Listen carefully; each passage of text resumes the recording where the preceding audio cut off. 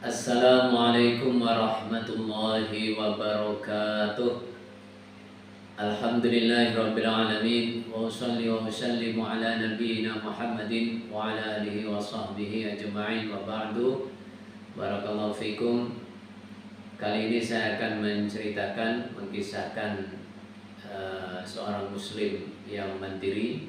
Dia adalah seorang tajir, seorang pedagang dari masa mudanya, kemudian menjadi seorang pemimpin yang jujur dan adil.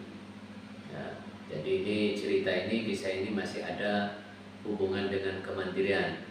Kalau sekarang ada bisnis, ada berdagang, ada berprofesi dan lain-lain ya. Nah, ya baik, saya kisahkan pertama nama beliau. Nama beliau adalah Abdullah, nama aslinya. Tapi beliau lebih dikenal dengan kunyahnya, yaitu Abu Bakar. Abu Bakar juga dikenal dengan lakopnya ya, lakop itu gelarnya ya, As-Siddiq, orang yang sangat jujur. Jadi cerita ini memang akan mengisahkan kisah khalifah yang pertama dalam Islam, yaitu Khalifah Abu Bakar As-Siddiq yang nama aslinya adalah Abdullah. Jadi beliau adalah seorang pedagang, seorang tajir sejak masih mudanya. Jadi kita bahas di sini dari dua sisi saja, yaitu dua. Yang pertama dari kemandirian beliau, seorang pedagang dari masa muda, kemudian menjadi seorang pemimpin ya. Karena channel ini kan channel kemandirian ya, bisnis 4i. Yaitu beliau bernama asli Abdullah bin Abi Quhafah. Nama aslinya Utsman. Nama asli Abi Quhafah itu Utsman bin Amir bin Amr bin Ka'ab bin Sa'ad bin Taim bin Murrah bin Ka'ab bin Lu'ay Al-Quraisy At-Taimi radhiyallahu anhu. Semoga Allah meridhai Khalifah Abu Bakar ya. Abdullah atau lebih dikenal kunyah dan lakabnya Abu Bakar As-Siddiq. Dari masa muda beliau diceritakan oleh beberapa riwayat bahwa masa muda beliau atau masa sebelum Islam ya, persisnya itu beliau sudah berteman dengan Rasulullah Muhammad SAW. Ya, karena di sini ceritakan karena ada beberapa kesamaan di antara beliau, yaitu pertama dari umur umurnya tidak terpaut jauh ya, hanya beda 2 tahun ya. Terpaut 2 tahun lebih muda Abu Bakar. 2 tahun lebih muda Abu Bakar ya.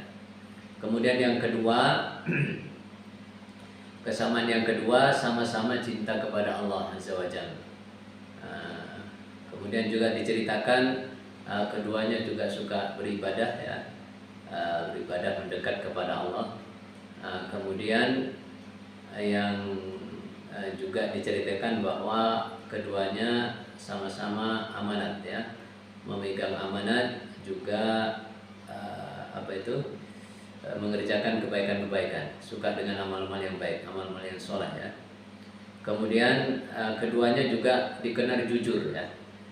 Dikenal jujur itu selama atau sebelum Islam datang. Jadi sebelum Rasulullah Muhammad SAW diutus, keduanya ya, beliau Khalifah Abu Bakar dan juga Rasulullah Muhammad SAW, ini dua-duanya dikenal seorang yang jujur. Kemudian kisah masuk Islamnya beliau Khalifah Abu Bakar ini itu sangat singkat dan cepat ya. Karena memang sudah berteman sebelum Rasulullah diutus. Beliau mendengar bahwa Rasulullah sudah diutus itu ya. Kemudian beliau datang dan bertanya langsung kepada Rasul bahwa katanya Abu Bakar, saya sudah mendengar kabar tentang jenengan. Terus Rasulullah bertanya, kamu dengar tentang saya, kabar saya tentang apa? Kabar apa? Abu Bakar menjawab, engkau mengajak manusia untuk menuju ke jalan Allah, mengajak beribadah kepada Allah, meninggalkan kemusyrikan. Kemudian juga engkau mengaku seorang utusannya Allah, utusan Allah. Kemudian Rasulullah menjawab, na'am ya Abu Bakar, ya Abu Bakar. Betul itu, ya Abu Bakar, bahwa Allah telah menjadikan saya sebagai pemberi kabar gembira dan pemberi kabar penakut. Artinya seorang nabi dan rasul. Maka dan saya, kata Nabi, sabda Nabi, dan saya diutus oleh Allah Azza wa Jalla untuk semua manusia, ya, untuk semua manusia. Saat itu Khalifah Abu Bakar menjawab, saya tidak pernah melihat jenengan itu berdusta. Jadi sangat layak, saya sangat percaya dan jenengan sangat layak membawa risalah ini, membawa pesan dari Allah ini. Artinya jadi seorang rasul. Karena apa? Memang jenengan itu besar dan kuat amanatnya. Kemudian juga senang menyambung famili. Kemudian akhlak jenengan juga mulia, juga bagus. Jadi saya sepenuhnya percaya engkau layak menjadi diberi tugas menjadi pembawa risalah ini. Maka saya menyatakan Islam. Jadi saat itu langsung Islam. Jadi sangat cepat dan sangat singkat dan cepat beliau menerima Islam, ya. Kemudian setelah itu beliau memang dikenal seorang pedagang sejak muda, ya.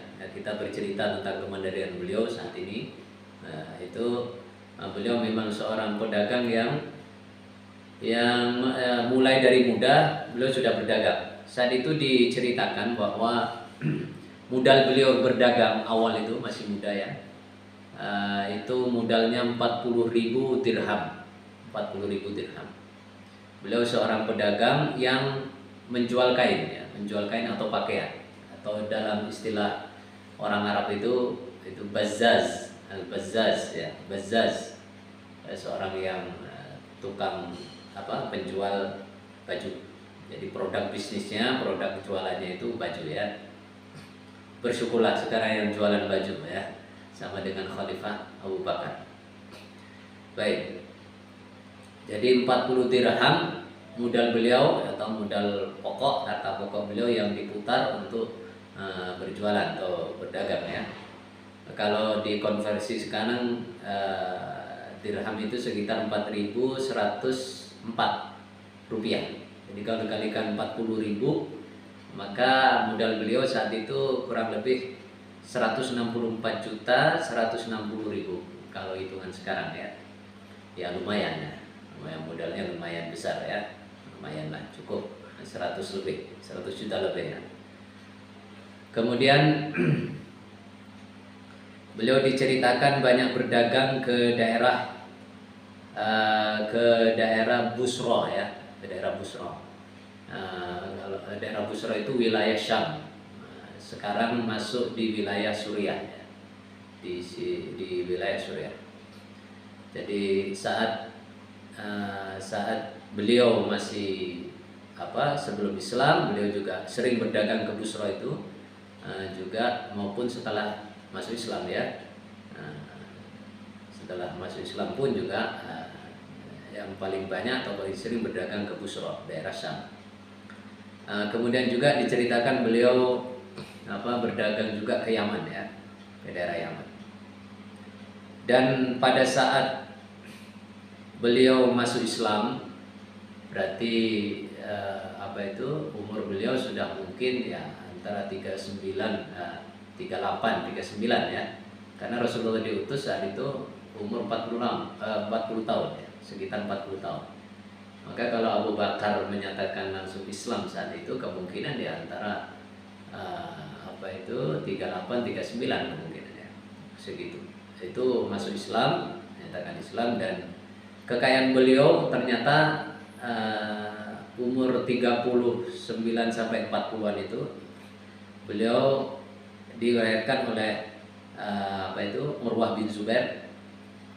Urwah bin Zubair berkata, Abu Bakar saat masuk Islam beliau mempunyai kekayaan sekitar 40.000 dinar. 40.000 dinar ya. Kalau sekarang dinar, harga dinar antam ya, harga dinar saat ini ya, saat ini itu sekitar 3.965.000. Jadi kalau dikalikan 40.000 maka sekitar 158 miliar 600 juta kalau dihitung uang sekarang ya, uang sekarang ya, lumayan miliarder ya, kaya raya. Jadi beliau termasuk sahabat yang kaya raya saat itu, saat beliau masuk Islam ya. Dan beliau sangat paham dengan hak harta.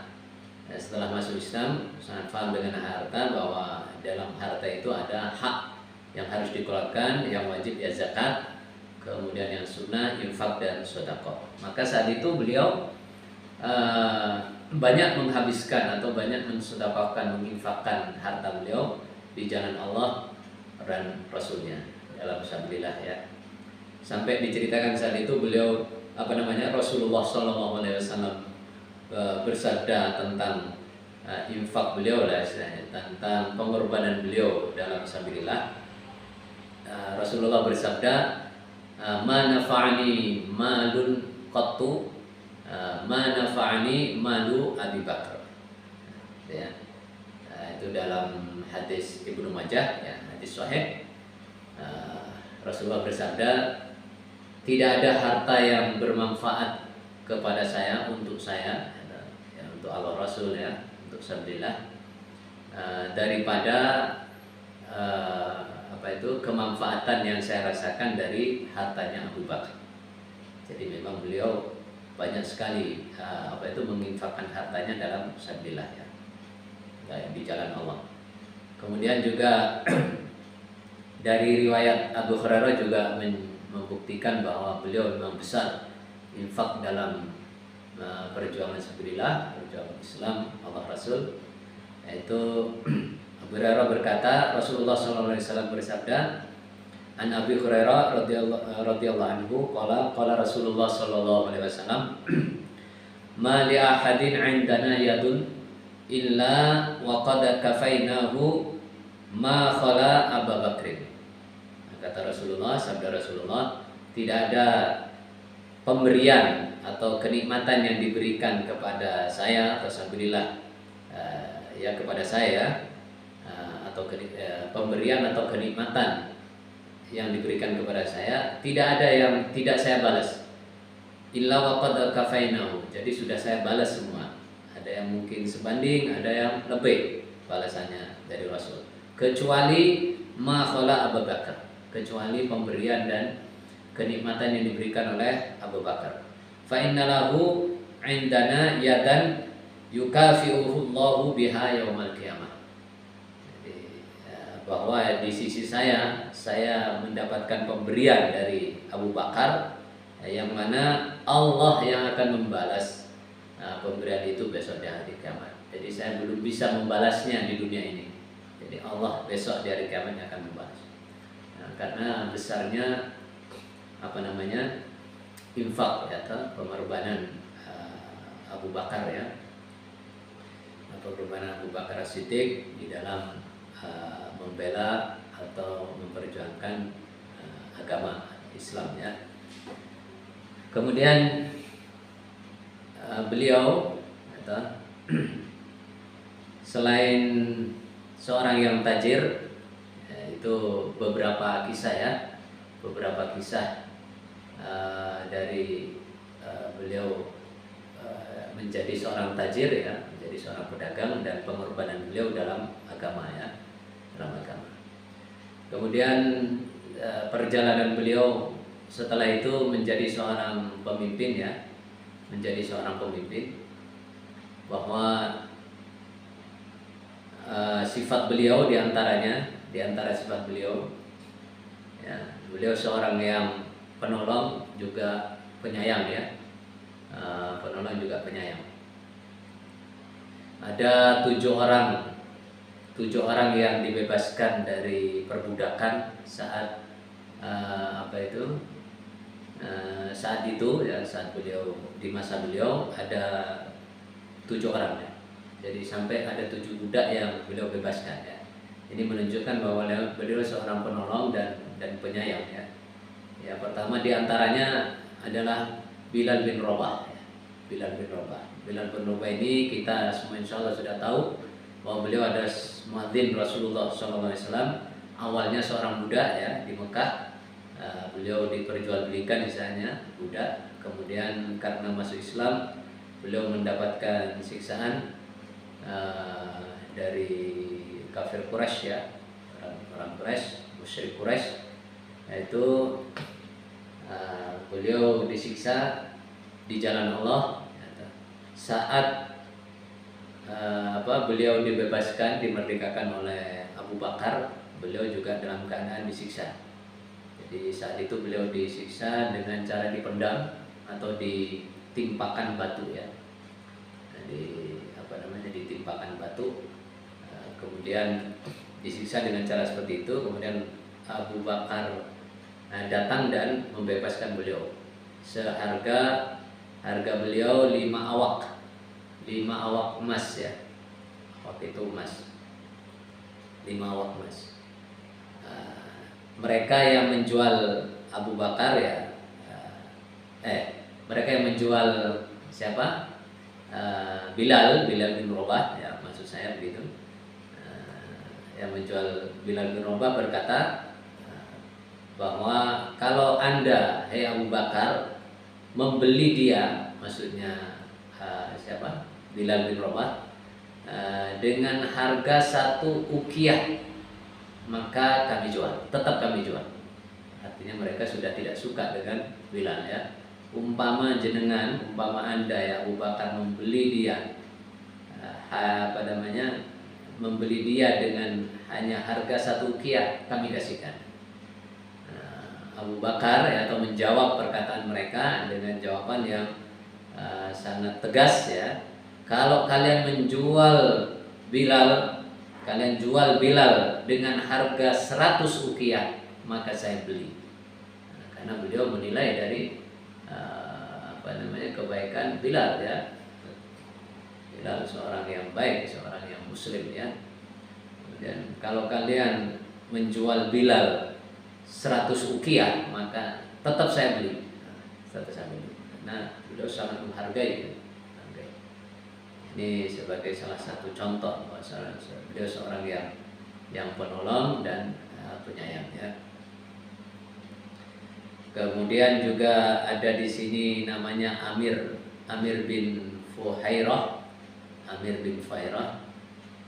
Termasuk juga awal yang masuk Islam kemudian disiksa di jalan Allah. Beliau adalah miliknya Tufail bin Abdullah bin Sakhbarah, yaitu Tufail bin Abdullah ini adalah saudara seibu Ummul Mukminin Aisyah radhiyallahu anha. Gitu ya. Jadi Abu Bakar membelinya dan memerdekakannya di antara beberapa budak yang dimerdekakan. Jadi ada sekitar 7 budak yang dimerdekakan. Jadi beliau sangat perhatian, penolong dan perhatian dengan sesama istilahnya, penolong dan penyayang. Kemudian kepemimpinan beliau atau Abu Bakar As-Siddiq, beliau seorang pemimpin yang diantaranya ya sifat beliau sangat tegas, bukan keras tapi tegas pendiriannya, kuat pendiriannya ya. Jadi diceritakan saat Rasulullah SAW sakit, beliau berpesan berpesan kepada para sahabat saat itu bahwa Rasulullah pesan lanjutkan pengiriman pasukan Usamah radhiyallahu anhu. Jadi sebelum beliau sudah sakit ya, beliau itu mengutus Usamah untuk keluar membawa pasukan ya. Kemudian karena beliau sakit parah, Usamah kembali. Setelah tahu Usamah kembali, maka beliau berpesan ini sebelum meninggal. Nanti pasukan Usamah tetap dikirimkan, lanjutkan apa yang saya rencanakan gitu ya. Kemudian setelah beliau meninggal, para sahabat mengusulkan tidak mengirim pasukan Usamah bin Zaid karena memang keadaan Madinah saat itu sangat rawan, karena sepeninggal Rasulullah SAW banyak orang-orang yang murtadin ya, keluar dari Islam. Kemudian para sahabat jadi mengusulkan Usamah bin Zaid jangan sampai dikirim karena nanti Madinah bisa lemah gitu kan, bisa lemah. Maka Abu Bakar menjawab saat itu, demi Allah, ini cerita tegasnya beliau, demi Allah saya tidak akan melepas ikatan yang telah diikat oleh Rasulullah SAW.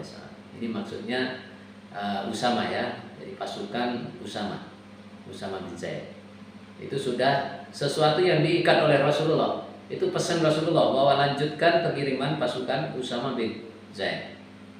Maka saya tidak akan melepas ikatan yang sudah diikat oleh Rasulullah.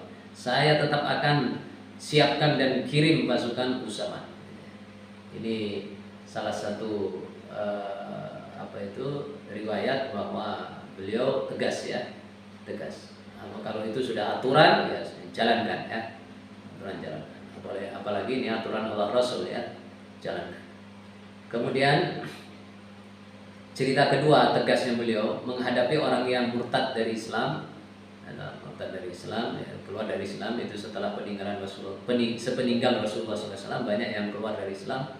Maka beliau berkata, demi Allah kalau mereka murtadin, maksudnya kalau mereka murtadin mencegah satu tali yang mereka berikan kepada Rasulullah, maka saya perangi mereka. Ini termasuk diantaranya saat itu ada beberapa kabilah atau suku yang tidak mau menyerahkan zakatnya, padahal zakat itu wajib. Maka Khalifah Abu Bakar tegas saat itu ya, demi Allah kalau mereka tidak mau mendatangkan tali, satu utas tali gitu ya, padahal di zaman Rasulullah mereka berikan, mereka datangkan, maka saya akan perangi mereka. Ini urusan agama ya, urusan peraturan Allah Rasul. Nah, maka beliau sangat tegas ya, kita memerlukan pemimpin yang seperti ini, tegas ya, tegas sesuai aturan ya, sesuai aturan. Bukan aturannya tidak teratur akhirnya ya, peraturan tapi tidak teratur ya, karena tidak ada ketegasan. Yang kedua, beliau itu punya sifat jujur ya. Ini sudah termasuk laqab beliau ya, as-siddiq, jujur, orang yang jujur ya, sangat jujur. Jadi kejujuran beliau itu dikenal sampai beliau mendapatkan laqab as-siddiq ini ya, as-siddiq.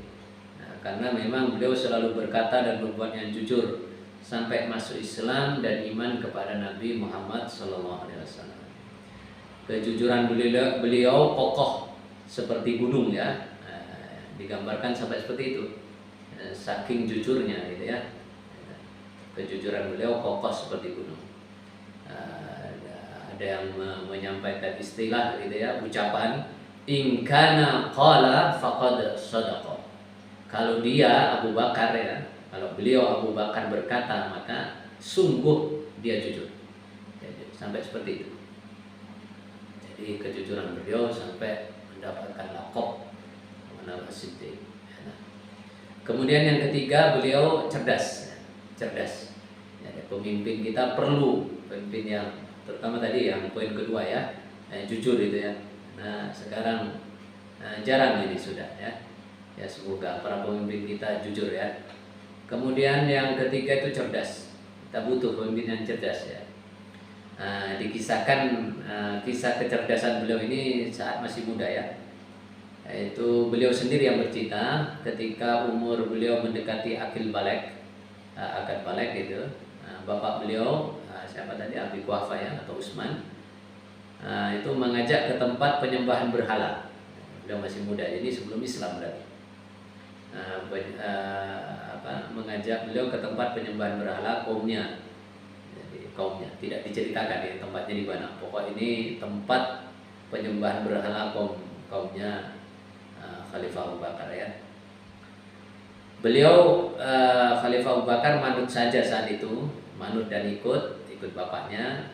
Kemudian beliau berkata, saya mendekati salah satu berhala dan saya berkata, saya lapar hai berhala, saya lapar hai berhala, berilah saya makan, katanya. Ngajak ngomong ya, Khalifah Abu Bakar ngajak ngomong berhalanya ini. Mungkin dari batu atau apa ya, diajak ngomong, saya lapar berhala, saya lapar, beri saya makan. Kemudian berhala itu kata Khalifah Abu Bakar nggak menjawab. Ya iya, ya iyalah orang itu, karena ya, itu memang nggak bisa menjawab kan. Kemudian saya berkata lagi ya, saya berpakaian, saya tidak punya pakaian ya, saya tidak berpakaian, saya tidak punya pakaian. Sekarang saya belilah, saya minta kepada kepada kamu ya berhala, saya minta pakaian. Kemudian kata Khalifah Abu Bakar, saya minta begitu, nggak jawab dia. Maka seketika itu saya banting berhala itu, dibanting ya, sampai nyungsep ke wajahnya. Nyungsep itu bahasa Jawa ya, maksudnya itu sampai dibanting ke batu gitu, banting itu sampai wajahnya dulu yang nyampe ya. Begitu ya cerita kecerdasan ya Khalifah Abu Bakar ya, seorang yang cerdas ya, karena diajak omong diminta nggak jawab, langsung aja dibanting sama Khalifah Abu Bakar ya. Kemudian yang keempat, beliau seorang yang pemaaf.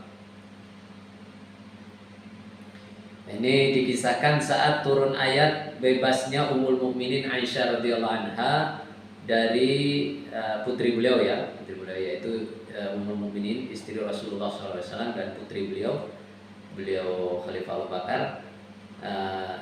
Saat turunnya ayat bebasnya Ummul Mukminin dari tuduhan ifki ya, tuduhan dusta, yaitu surat An-Nur ayat 11. Surat An-Nur ayat 11.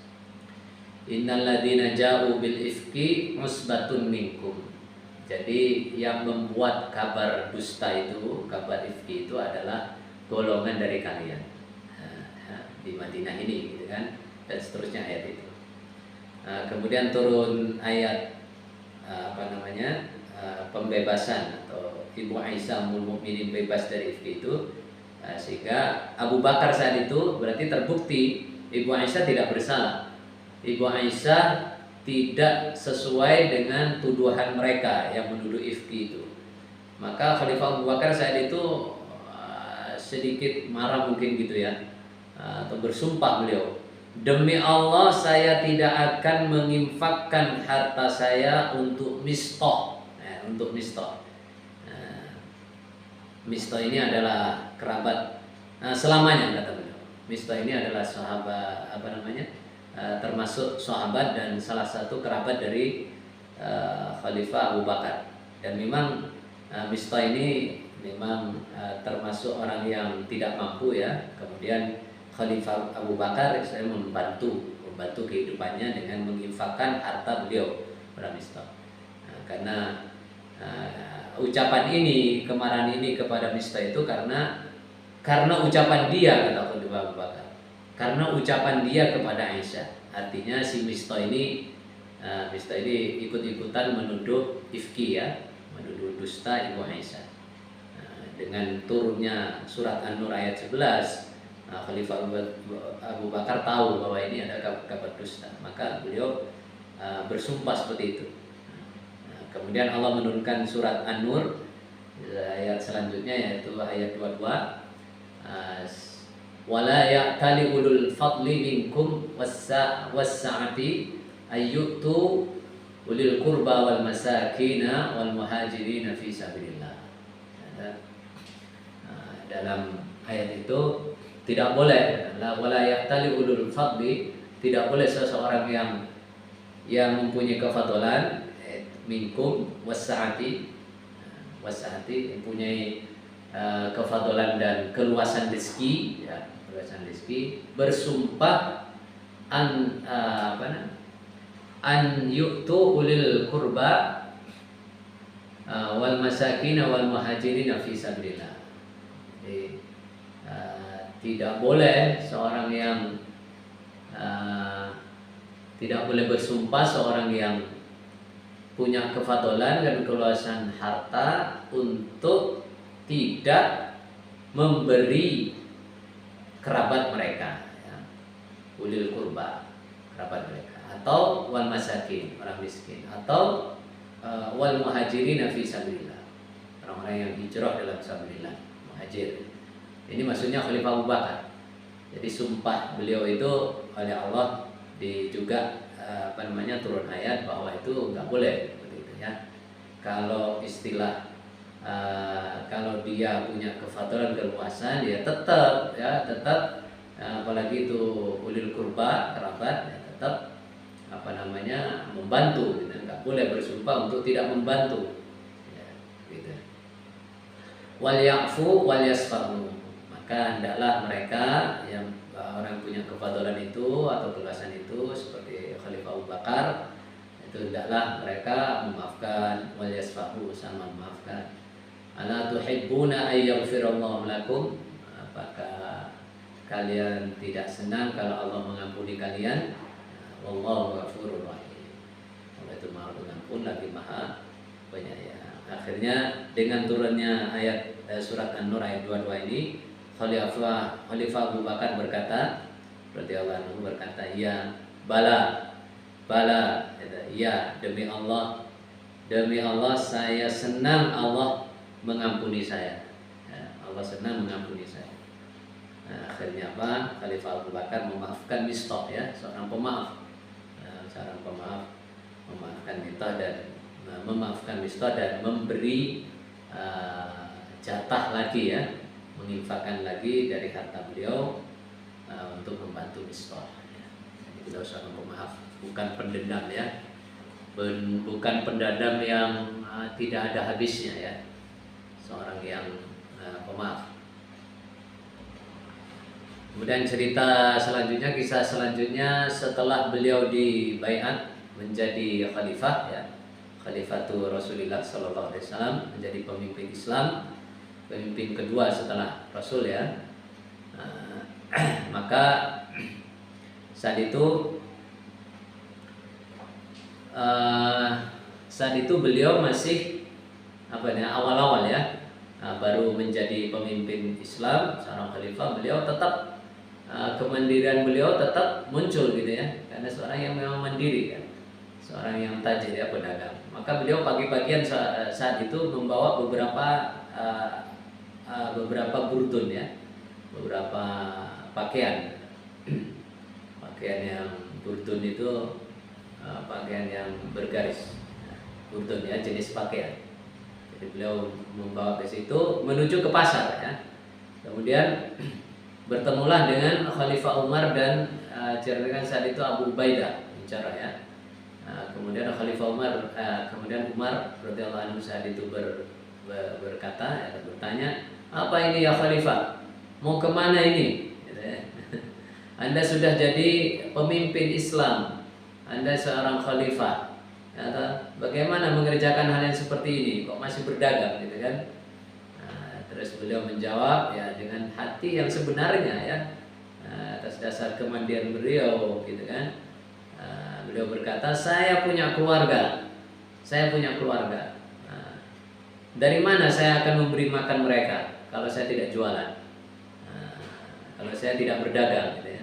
Jadi beliau sama sekali tidak menjadi khalifah, menjadi pemimpin, tidak mencari kekayaan di situ, ya, kekayaan di situ. Jadi beliau tetap mandiri.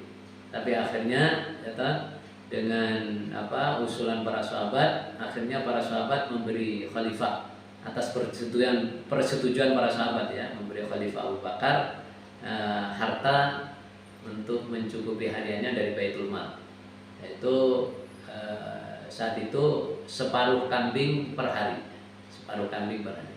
Itu sudah disetujui oleh para sahabat yang lain.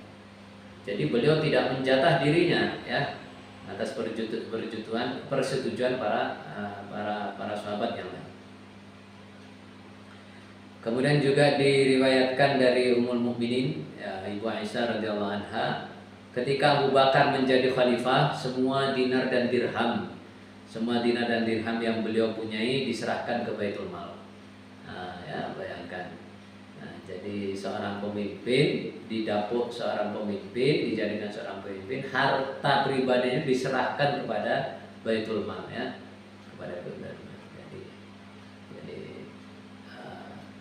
Ya mudah-mudahan para pemimpin bisa seperti ini ya gitu. Kemudian dari juga Ummul Mukminin radhiyallahu Ibu Aisyah radhiyallahu anha berkata, juga diceritakan di sini, haddatsani Urwah bin Zubair anna Aisyah radhiyallahu anha qalat lamma istukhlifa Abu Bakr As-Siddiq qala laqad alima qaumi anna hirfati lam takun ta'jizu an ma'unati ahli ya. Jadi saat itu Ibu Aisyah bercerita bahwa ketika Khalifah Abu Bakar dijadikan khalifah ya, sebagai pemimpin seorang khalifah, maka beliau berkata, kaum saya yaitu orang Quraisy dan juga kaum muslimin, mereka sudah tahu semua, laqad alima, sudah tahu semua, sungguh sudah tahu mereka kaum saya bahwa hirfati itu adalah kemandiriannya, kasabnya, maisahnya, bahwa maisah saya selama ini, maksudnya sebelum jadi khalifah itu lam takun ta'jizu an ma'unati ahli, tidak lemah atau tidak kurang untuk mencukupi kebutuhan atau keperluan keluargaku ya, begitu. Jadi selama ini kemandirian saya atau berdagang saya, maisha saya itu cukup untuk menghidupi keluargaku. Wasughiltu bi amril muslimin, tapi sekarang saya disibukkan dengan mengatur perkara kaum muslimin. Fasayaqulu alu Abi Bakrin min hadal mal, maka keluarga Abu Bakar yang di sini adalah dirinya beliau dan juga orang-orang yang memang masih wajib dinafkahi oleh beliau akan makan harta ini, Baitul Mal maksudnya. Wa yahtarifu lil muslimina fi, dan dengan cara atau mengatur kaum muslimin ya, mengatur perkara kaum muslimin, kemaslahatan kaum muslimin ya, kemaslahatan kaum muslimin. Jadi karena mengatur kemaslahatan kaum muslimin, maka beliau makan harta Baitul Mal. Tapi nilainya, nominalnya seperti yang sudah dijelaskan tadi, bahwa beliau sesuai persetujuan para sahabat yang lain, beliau mendapatkan bagian atau jatah dari harta Baitul Mal, yaitu separuh kambing per hari, entah itu berupa daging maupun ya, diceritakan begitu, separuh kambing. Kemudian juga setelah beliau setelah beliau akan meninggal atau pada saat sakit dan akan meninggal, beliau berpesan ya untuk mengembalikan, Khalifah Abu Bakar berpesan untuk mengembalikan lebihan harta selama atau tambahan harta selama beliau jadi khalifah, gitu ya. Jadi dihitung sebelum jadi khalifah harta beliau sekian mungkin, nominalnya sekian. Setelah jadi khalifah, beliau menyuruh hitung ya, setelah saya jadi khalifah itu tambah harta apa, dihitung atau dilihat dilihat dan dihitung. Kalau ada tambahan maka serahkan kepada khalifah berikutnya, serahkan ke Baitul Mal, serahkan kepada sabilillah. Ini riwayat dari waqat rawa Ibnu Sa'din, ya, riwayat dari Ibnu Sa'ad wa Banul Mundir bi isnadin sahih, hadis yang sahih dengan isnad yang sahih, an Masrukin an Aisyah qalat, berkata siapa Aisyah, lamma marido Abu Bakrin maradahu alladhi mata fi, ketika Khalifah Abu Bakar atau sakit yang dimana dengan sakitnya itu beliau meninggal, maka qala, berkata Abu Bakar saat itu beliau berpesan, unzuru mazada fi mali mundu dakhaltu al-imarata, kalian supaya melihat tambahan harta saya semenjak saya masuk kepada kepemimpinan. Artinya semenjak saya jadi pemimpin, itu kalian lihat apa ada tambahan di dalam harta saya. Kalau ada, faba'atsu bihi ilal khalifah ba'di. Kalau memang ada tambahan harta selama saya jadi pemimpin, jadi khalifah, maka kembalikan kepada khalifah penggantiku setelahku, ya. Maksudnya kembalikan ke Baitul Mal. Qalat, berkata siapa Aisyah, falamma mata nazarna faida abatun nubi kana yahmilu sibyanahu. Ternyata setelah beliau meninggal, Khalifah Abu Bakar meninggal, kami lihat bahwa tambahan hartanya itu satu orang budak yang biasa menggendong gitu, ya, sibyanahu, menggendong anak-anaknya Abu Bakar yang masih kecil gitu, ya. Tukang gendong, ya, tukang apa? Momong, ya, kalau bahasa Jawa, momong. Kemudian wana dohun kana yaski bustanan lahu. Dan juga onta di sini, ya, onta. Nautoh itu bisa onta, bisa sapi, bisa himar. Satu himar, satu onta yang biasa untuk menyiram bustan, ya, kebunnya, bustan lahu, kebunnya Khalifah Abu Bakar. Jadi ternyata setelah dilihat selama jadi khalifah itu tambahannya itu seorang budak dan seekor onta. Itu tak selama 2 tahun kurang lebih beliau memimpin, ya. Lihat 2 tahun 6 bulan itu, ya. Ada riwayat yang menjelaskan begitu.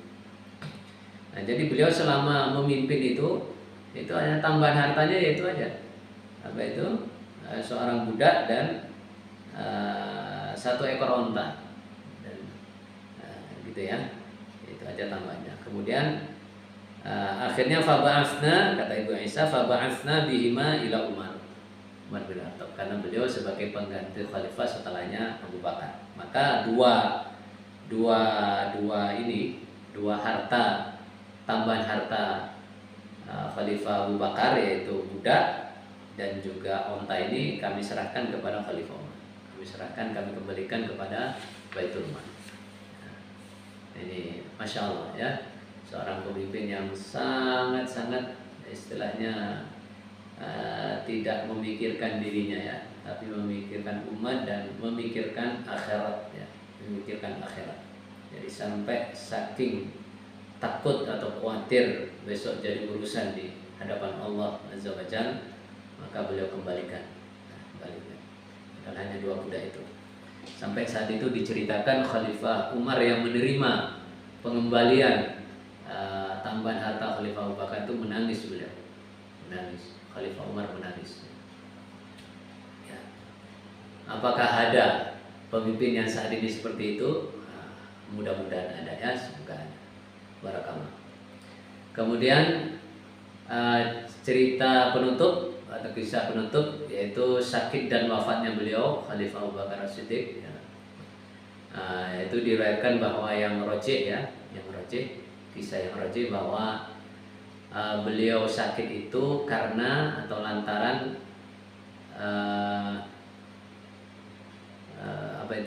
lantaran beliau mandi di hari yang dingin, ya.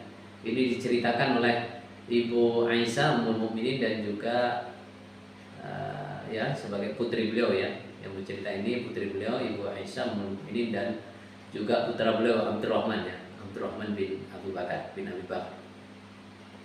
Jadi sakitnya itu lantaran mandi di hari yang sangat dingin ya. Kemudian beliau setelah mandi itu mengalami demam ya, sakit demam selama 15 hari. Setelah 15 hari beliau meninggal ya. Selama 15 hari itu beliau tidak keluar, tidak bisa ngimami sholat ya. Maka sholat beliau perintahkan untuk yang ngimami adalah Khalifah Umar bin Khattab ya, Khalifah ketiga saat itu. Maka begitulah cerita seorang khalifah yang ya kita sudah tahu, sudah diceritakan tadi ya. Khalifah yang bisa menjadikan kita pemimpin yang menjadi contoh bagi kita insya Allah. Dan ya juga kemandirian beliau ya, kemandirian beliau sampai jadi khalifah masih muda gak gitu ya. Kemudian setelah 15 hari sakit beliau meninggal ya, hari Senin tanggal 21 Jumadil Akhir tahun 13 Hijriah, atau tepatnya kalau Masehi 22 Agustus tahun 634 Masehi, dalam umur 63 tahun. Meninggal sore hari setelah matahari terbenam dan dikubur malam hari itu juga ya.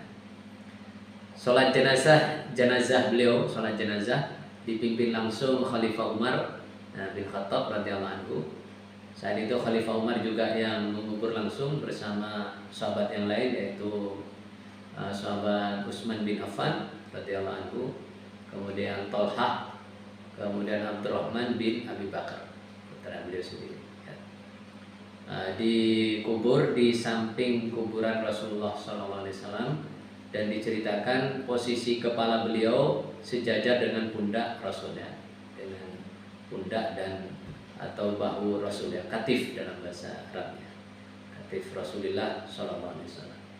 Jadi beliau dari sebelum Islam beliau jadi teman ya, kemudian setelah masuk Islam beliau juga jadi teman ya, jadi teman beliau, kemudian teman dekat ya, paling dekat. Kemudian sebagai pengganti beliau meninggal pun juga kuburannya berjajar ya, hanya saja oleh saat itu oleh para sahabat posisi kepala beliau disejajarkan dengan posisi pundak Rasulullah Muhammad SAW. Insyaallah demikian. Barakallahu fikum, semoga kisah ini bermanfaat dan bisa jadi ibrah, contoh bagi kita semua ya. Terima kasih banyak. Assalamualaikum warahmatullahi wabarakatuh.